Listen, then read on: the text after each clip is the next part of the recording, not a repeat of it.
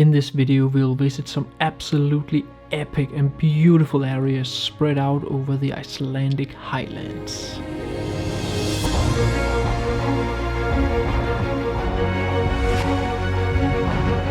This is like nothing I've ever seen before.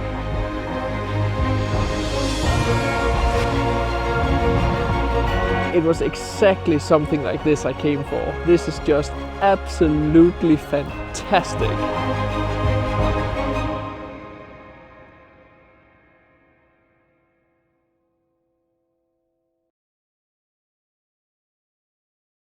So many of the photos I've seen from this location are, in my opinion, fairly messy. Personally, I don't like the straight horizon line, and there's just a lot going on here in the background. Those kind of photos are usually not for me, especially because of the horizon. So what I'm doing is I put on the long lens and I'm just zooming in to the details, and I managed to get like the 4 or 5 main waterfalls in the canyon within the frame, and then have the turquoise cyan river here in front, which looks very beautiful.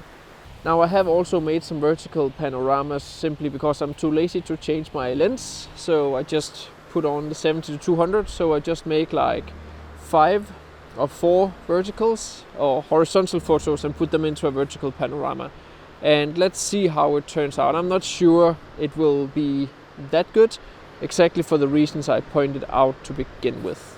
Now obviously we are in the Highlands, so a 4x4 is required. The road in here is not for small cars, and there's quite a lot of flies in the air here too. So now that I've got a few different shots from above here, I'm going to fly the drone through the canyon and maybe also get a few photos with that one.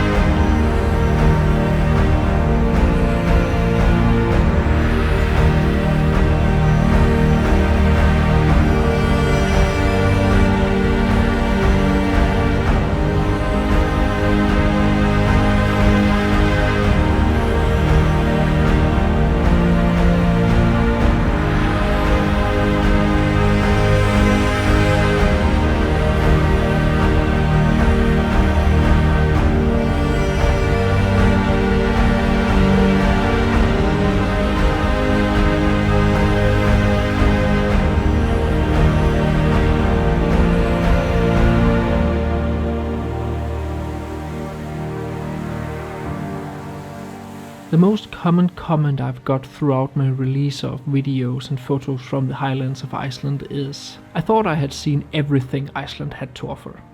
Well, of course you haven't. Iceland is a ginormous place, and the Highlands alone is a huge area. The places I cover in my Highlands videos are a mix of well-known and less-known locations. Some of them are the most known locations in the Highlands besides areas like Thorsmörk, Landmannalauga and Köllingafjall. They are neither secret, hidden, or in all honesty nothing special compared to everything else the Highlands has to offer. I will not reveal the names of the locations in these videos. If you really want to go to a specific location I show in any of my videos, you can, with the help of a bit of imagination, research it yourself. The reason for this is twofold.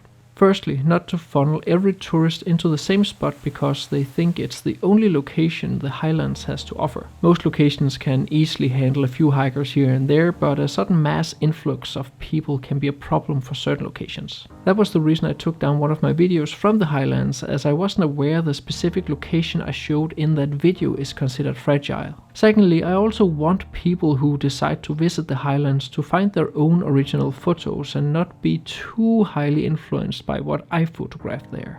Trust me when I say I missed out on so many incredible and original photos because my schedule were fairly tight. My favorite photos from the Highlands were those I didn't plan or only had a vague conceptual idea about.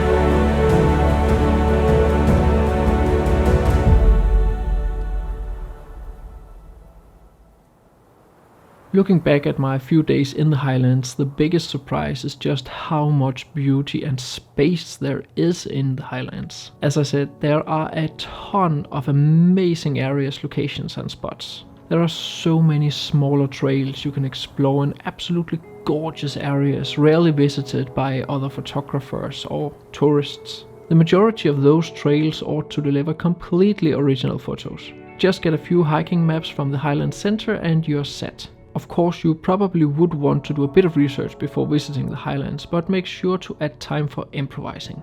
One location I hadn't seen any interesting photos from before and where I highly benefited from extra time was this one.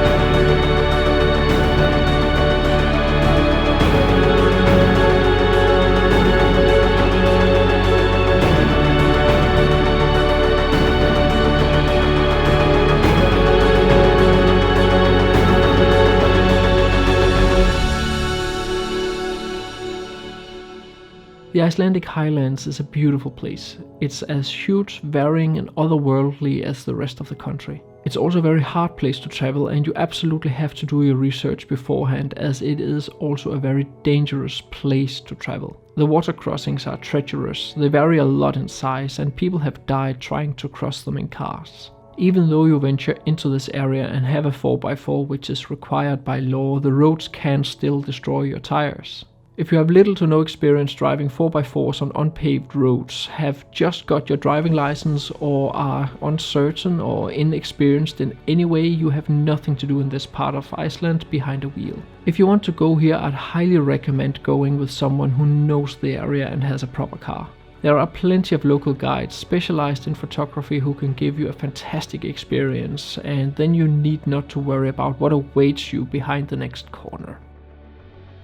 This is my last video from the Icelandic Highlands for now, and the 3 videos that came out of it are, in my humble opinion, some of my best work to date. These videos have by a landslide also been the most expensive to produce, costing me more than $1,500 per video. So I hope you recognize that you don't just go out and make what is basically free entertainment for the masses. And no, I usually do not make that kind of irrational economical choices. It surely was also an experience of a lifetime, and most videos do come with a smaller price tag. I just made a last minute decision and didn't have anyone to split the rental car with. However, I do run a business, and that is also why I highly appreciate every sale of either one of my maps, tutorials, or my most popular product, my ebook on composition in landscape photography. The 113 pages ebook is designed to be easy to understand, keeping the text and concepts easy with loads of photographic examples. If you are interested in either one or more, there are links down in the description. Thank you very much for watching. If you enjoyed this video or the mini-series on the Icelandic Highlands, I would highly appreciate both a like and a comment, and be sure to check out the links down in the description.